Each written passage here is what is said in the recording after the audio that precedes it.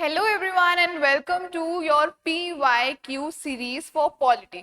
ठीक है, इन सेशंस के अंदर वी विल बी कवरिंग जो भी हमारे पास्ट ईयर क्वेश्चंस हुए हैं, पास्ट ईयर पेपर्स हुए हैं of your prelims since 2003 till 2024। इसमें I try to skip not even a single question जो भी आपके प्रीलिम्स के पेपर में आया होगा। इसमें आपको हर एक क्वेश्चन जो भी उस पर्टिकुलर टॉपिक से रिलेटेड है वो आपको इस सीरीज के अंदर देखने को मिल जाएगा। ठीक है, सो लेट अस स्टार्ट। हम टॉपिक बाय टॉपिक चलेंगे सो दैट जैसे ही आप कोई टॉपिक पढ़ लेते हो तो you can quickly revise with the PYQs of this particular topic. ठीक है, हम सबसे पहले स्टार्ट कर रहे हैं हमारे कॉन्स्टिट्यूशनल और नॉन कॉन्स्टिट्यूशनल बॉडीज से। ठीक है, तो कॉन्स्टिट्यूशनल और नॉन कॉन्स्टिट्यूशनल बॉडीज जो हैं these are like the favourite topic of RPSC। RAS mains के अंदर आप कोई सा भी पेपर उठाकर देख लो, आपको 5 से 6 क्वेश्चंस इस पर्टिकुलर टॉपिक से मिलेंगे ही मिलेंगे। ठीक है, तो हम पहले समझते हैं कि कॉन्स्टिट्यूशनल बॉडीज और नॉन कॉन्स्टिट्यूशनल बॉडीज के अंदर डिफरेंस क्या होता है। ठीक है, तो सबसे पहले देखते हैं कॉन्स्टिट्यूशनल बॉडीज क्या होती हैं। तो कॉन्स्टिट्यूशनल बॉडीज जो हैं वो ऐसी बॉडीज हैं जिनको कॉन्स्टिट्यूशन के अंदर मेंशन मिला हुआ है। The bodies which are there in the constitution, जिनका प्रोविजन किसमें है, आपके कॉन्स्टिट्यूशन के अंदर मेंशन है। ठीक है, क्या क्या मेंशन है उसके पावर्स, उसके फंक्शंस और उसका स्ट्रक्चर। ठीक है, ऐसी बॉडीज जिनके पावर्स, फंक्शंस, स्ट्रक्चर्स किसमें मेंशन है, आपके कॉन्स्टिट्यूशन के अंदर मेंशन है, उन बॉडीज को हम क्या कहते हैं, we call them as constitutional bodies. Okay, whereas जो बॉडीज जिनका प्रोविजन कॉन्स्टिट्यूशन में नहीं है, ठीक है, जिनका प्रोविजन कॉन्स्टिट्यूशन में नहीं है लेकिन उन्हें बनाया गया है किसी भी लॉ को, किसी भी पॉलिसी को इंप्लीमेंट करने के लिए, तो उन बॉडीज को हम क्या कहते हैं, उनको हम कहते हैं नॉन कॉन्स्टिट्यूशनल बॉडीज। ठीक है, so these bodies are made by the effect of any law, any act और एनी स्टैट्यूट। ठीक है, किसी भी स्टैट्यूट, किसी भी लॉ या किसी भी एक्ट के तहत जो बॉडी बनती है जो जिनका मेंशन कॉन्स्टिट्यूशन में नहीं होता है, उन बॉडीज को हम क्या कहते हैं, we call them as non constitutional bodies. Okay, I hope you have understood the major difference between constitutional and non-constitutional bodies. Now let us start our PYQ session by seeing the recent PYQs in your 2024 examination related to this topic. तो सबसे पहला question हम लोग देखेंगे। In the question given below, a statement is followed by two courses of action. Okay, numbered 1 and 2. ठीक है, और हमें इसका क्या करना है, हमें choose the correct option from the following, हमें इसमें से करेक्ट ऑप्शन को चूज करना है। तो बेसिकली क्या दिया हुआ है, एक स्टेटमेंट दी गई है, उस स्टेटमेंट में एक सिचुएशन है। ठीक है, उसके बाद में उस पर्टिकुलर सिचुएशन से रिलेटेड दो क्या दिए गए हैं, आपको कोर्स ऑफ एक्शन दिए गए हैं कि अगर क्या इस सिचुएशन के अंदर हमें ये दोनों चीजों में से कुछ भी करना चाहिए तो आपको ये बताना है। ठीक है, तो पहले हम स्टेटमेंट पढ़ेंगे। स्टेटमेंट क्या कह रहा है, that there has been less voting in Lok Sabha elections in this Lok Sabha elections as compared to the previous Lok Sabha election। मतलब इस साल लोकसभा के इलेक्शन में पिछले साल के मुताबिक कम वोटिंग हुई है। ठीक है, ये क्या है, एक स्टेटमेंट है, ये एक सिचुएशन दी गई है आपको। अब इसमें दो कोर्स ऑफ एक्शन दिए गए, तो आपको बताना है कि हमें कौन सा कोर्स ऑफ एक्शन करना चाहिए और कौन सा नहीं करना चाहिए। पहला कोर्स ऑफ एक्शन क्या है, that the election commission should announce री इलेक्शन फॉर लोकसभा। क्योंकि वोट कम आए हैं तो इलेक्शन कमीशन को क्या कर देना चाहिए, लोकसभा के लिए री इलेक्शन अनाउंस कर देना चाहिए कि हम दोबारा से इलेक्शन कराएंगे। क्या ये एक सही कोर्स ऑफ एक्शन है अगर वोटर काउंट कम आया है तो? बिल्कुल भी नहीं, this is a wrong course of action. बार बार में थोड़ा ना हम इलेक्शन कराते रहेंगे, यस और no. Then the second course of action is that election commission should cancel the voting rights, should cancel the voting rights of the people who did not vote in this Lok Sabha election. क्या election commission को अगर किसी ने vote नहीं किया है तो उसके वोटिंग राइट से कैंसिल कर देने चाहिए? Not at all. We live in a democratic setup, we have the right to vote, so this course of action is also what, is also wrong। सो इस स्टेटमेंट को ना तो स्टेटमेंट 1 फॉलो कर रहा है कोर्स 1 और ना कोर्स 2 फॉलो कर रहा है. So what will be the correct answer?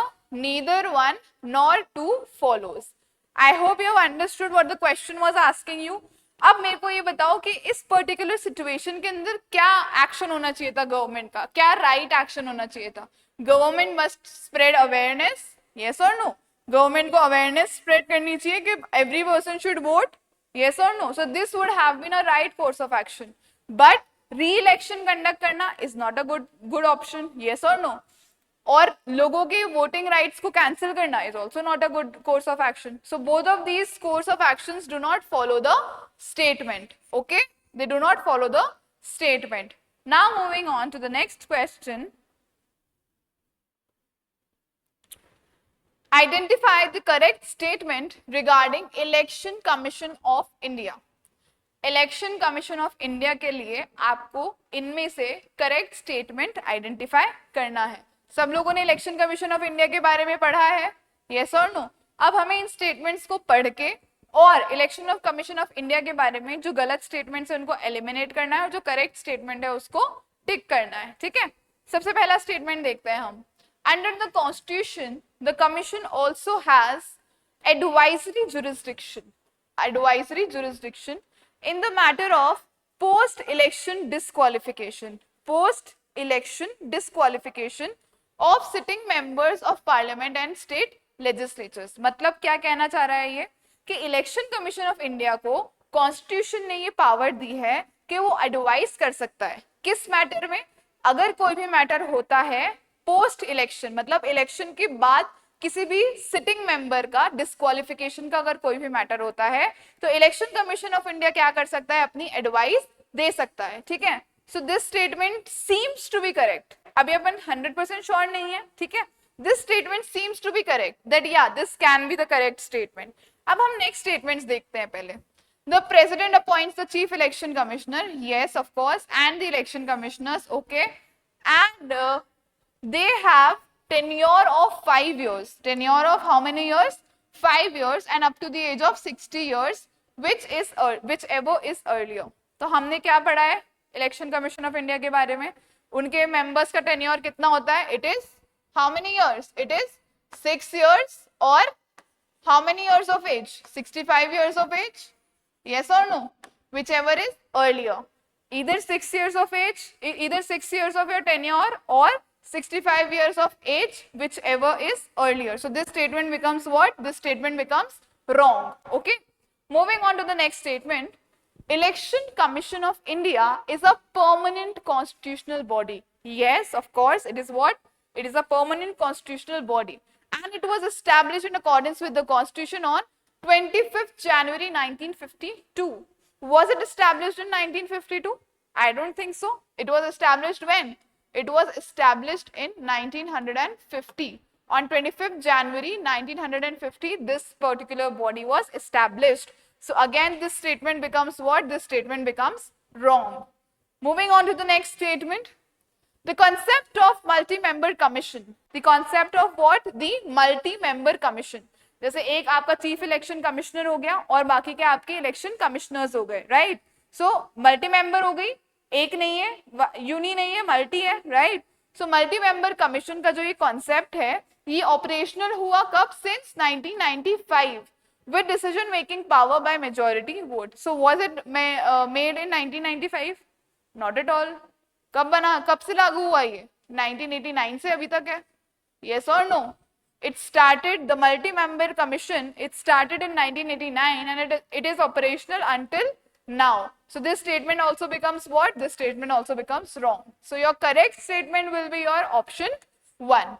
ठीक है, अगर आपको 100% आप पहले वाले पे श्योर थे तो आपको और ऑप्शंस देने की जरूरत ही नहीं थी. But still always to be on a safer side, see all your options. कहीं ना कहीं से कोई भी छोटी माइन्यूट चीज आपके सामने आ सकती है, right? Now moving on to our next question. The Central Vigilance Commission. The Central Vigilance Commission was formed on the basis of the recommendations of which of the following committee? क्या बोल रहा है ये? जो सेंट्रल विजिलेंस कमीशन है वो form हुआ था कौन सी कमेटी की रिकमेंडेशंस के ऊपर? तो डायरेक्ट क्वेश्चन है, फैक्चुअल क्वेश्चन है, कोई भी इधर उधर की बात नहीं करनी है हमें पता है क्या है इसका आंसर। इसका आंसर है हमारी संथनम कमिटी। ठीक है, संथनम कमिटी की रिकमेंडेशंस के ऊपर सेंट्रल विजिलेंस कमीशन का क्या हुआ था, एस्टैब्लिशमेंट हुआ था। स्वरण सिंह कमेटी को हम देखेंगे तो वो किससे रिलेटेड है, it is related to your fundamental duties 42nd constitutional amendment act, yes और no.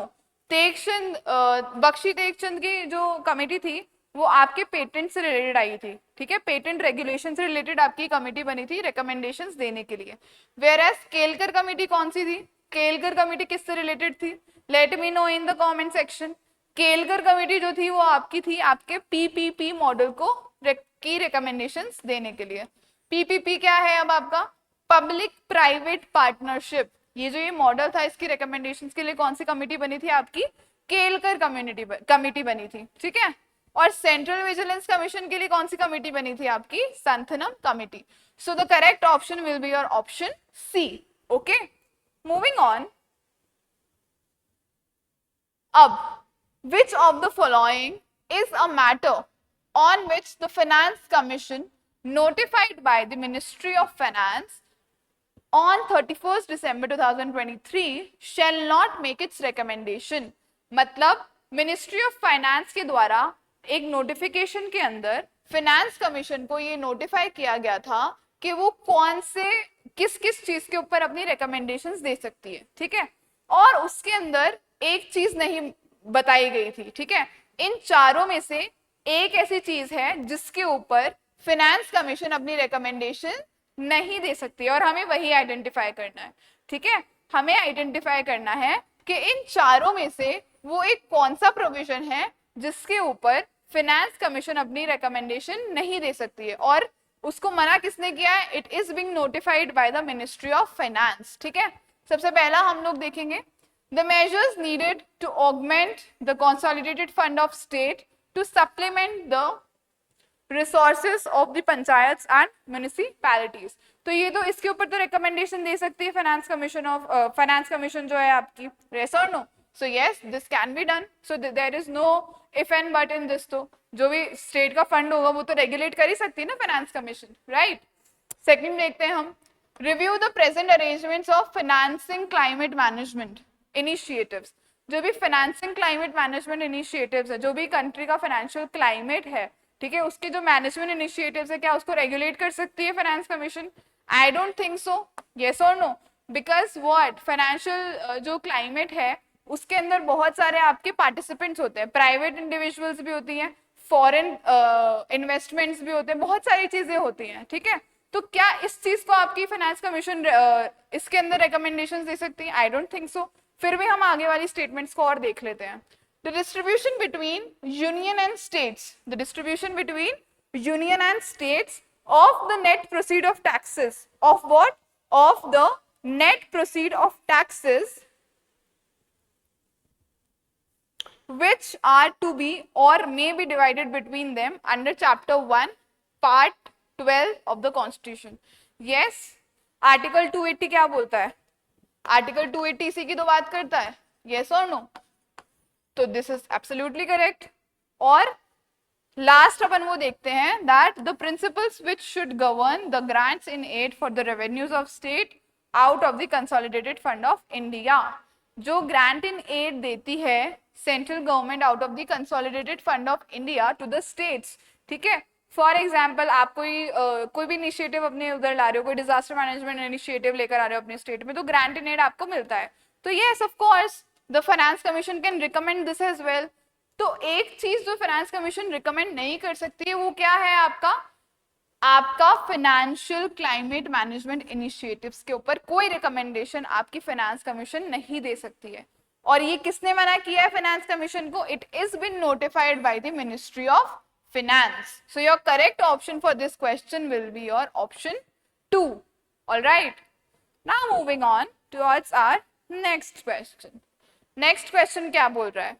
state information commission, state information commissioner is appointed by the governor on the recommendation of a committee।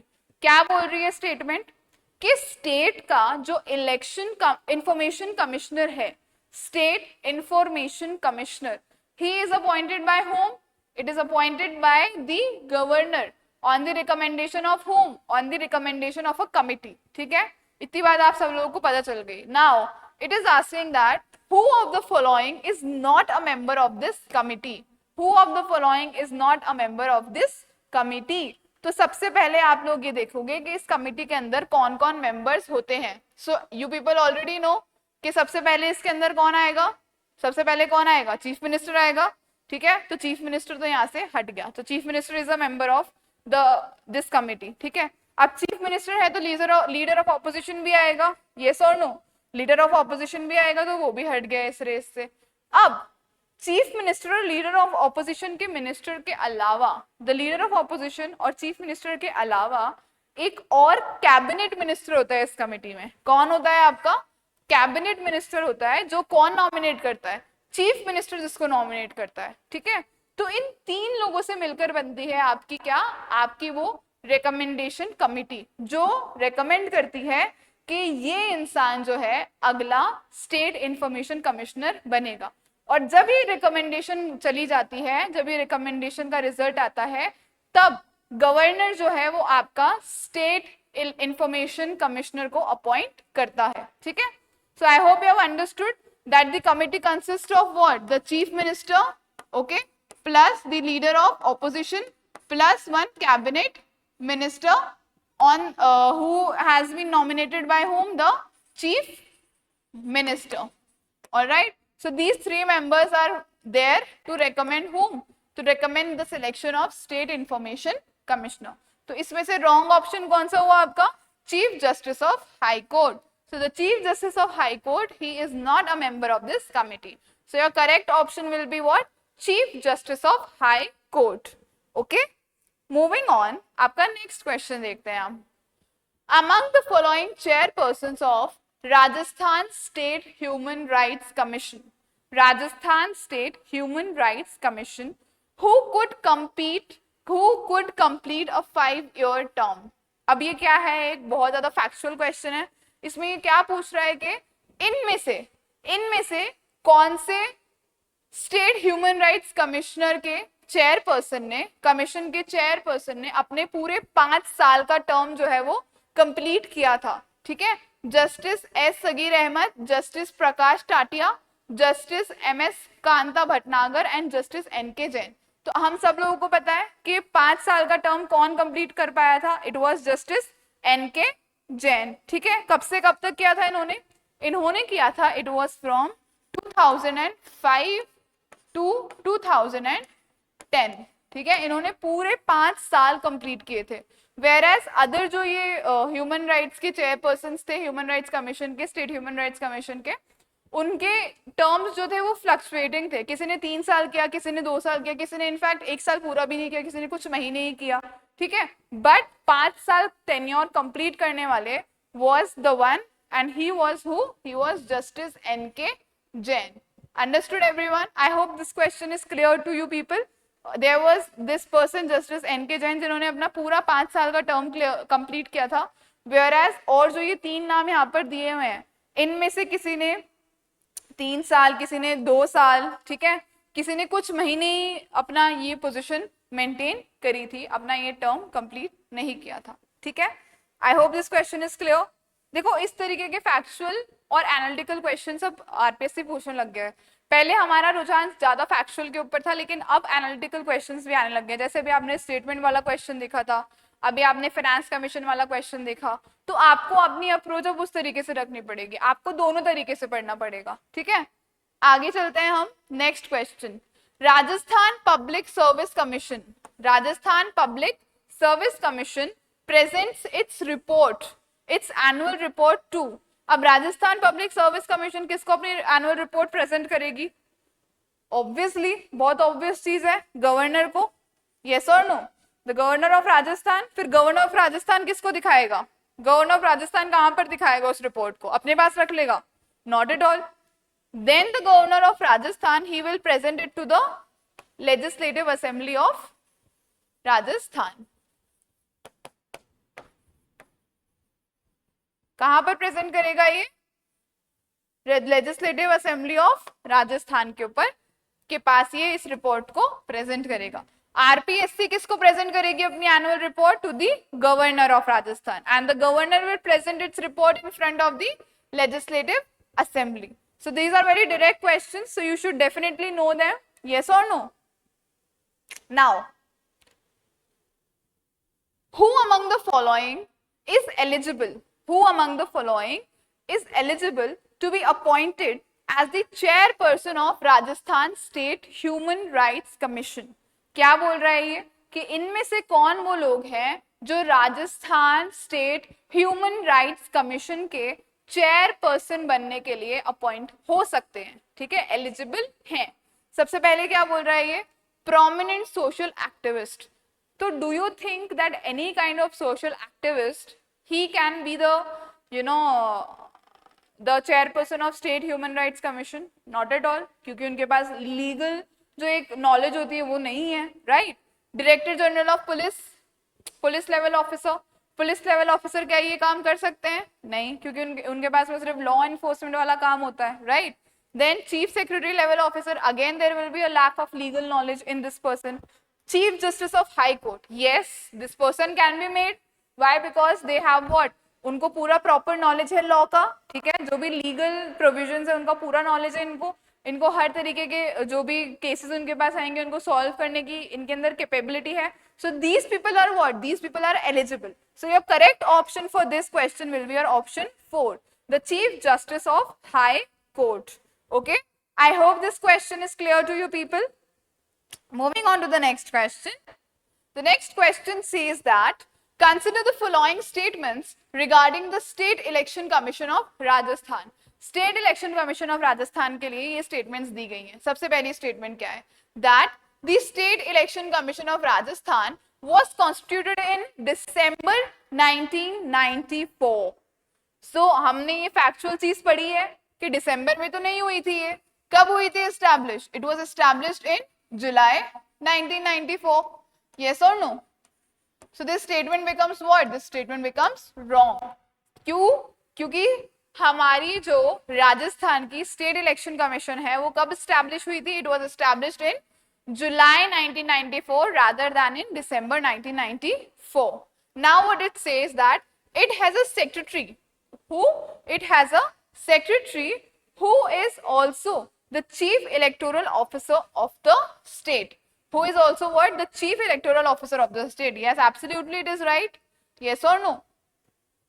जो हमारी state election का commission है उसके जो secretary हैं वो क्या होंगे? हमारे chief election officer, chief electoral officer of the state. Yes, of course, it is a correct statement.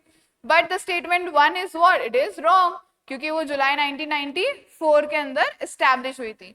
और कॉन्स्टिट्यूशन के कौन से आर्टिकल के अंदर establish हुई थी? आर्टिकल 2. बताओ कमेंट सेक्शन के अंदर बताओ. पहले मेरे को कमेंट सेक्शन में कमेंट जरूर करना कि कौन से आर्टिकल के अंदर ये establish हुई थी. So it was article what? Article 243 के अंडर आर्टिकल 243 के हमारी जो राजस्थान की स्टेट इलेक्शन कमीशन है वो एस्टैब्लिश की गई थी. कब की गई थी? It was in July 1994.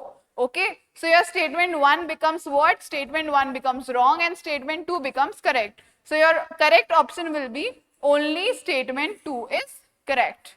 So I hope that this particular session was helpful for you people. इसका आगे का जो हम कंटिन्यूएशन करेंगे इस सीरीज के अंदर, तो अभी कॉन्स्टिट्यूशनल और नॉन कॉन्स्टिट्यूशनल बॉडीज के बहुत सारे क्वेश्चंस हैं हमारे पास में. ठीक है, तो हमने ये पार्ट 1 किया है. इसके बाद में we will be doing part 2 also. ठीक है, so we will be trying to cover all the questions which are related to your election commission हो गई आपकी. ठीक है, आपकी ह्यूमन राइट्स कमीशन हो गई, आपकी विजिलेंस कमीशन हो गई, आपकी CIC हो गई, आपकी जितनी भी कॉन्स्टिट्यूशनल और नॉन कॉन्स्टिट्यूशनल बॉडीज हैं उन सब के क्वेश्चन जितने भी आए हुए हैं आपके RPSC के प्रीलिम्स एग्जामिनेशन में 2013 से लेकर आज तक, वो सारे मैं इसके अंदर कवर करने वाली हूँ. एक भी क्वेश्चन आपका जो है वो छूटेगा नहीं. If you are watching this series तो आपके जितने भी क्वेश्चन है इस टॉपिक से रिलेटेड वो सब कवर होंगे. ठीक है, ये टॉपिक है ये हम आगे कंटिन्यू करेंगे. क्यों? क्योंकि इसके बहुत सारे क्वेश्चंस है. There is a wide range of questions RPSC हर साल 5 से 6 क्वेश्चन कमीशन के ऊपर पूछता ही पूछता है, ठीक है। तो अपन सारे क्वेश्चंस कवर करेंगे। So for that you have to stay tuned with us. रोज आपके पास में वीडियो आने वाला है for your PYQ session. So keep liking, keep sharing and keep learning. All the very best for your preparation.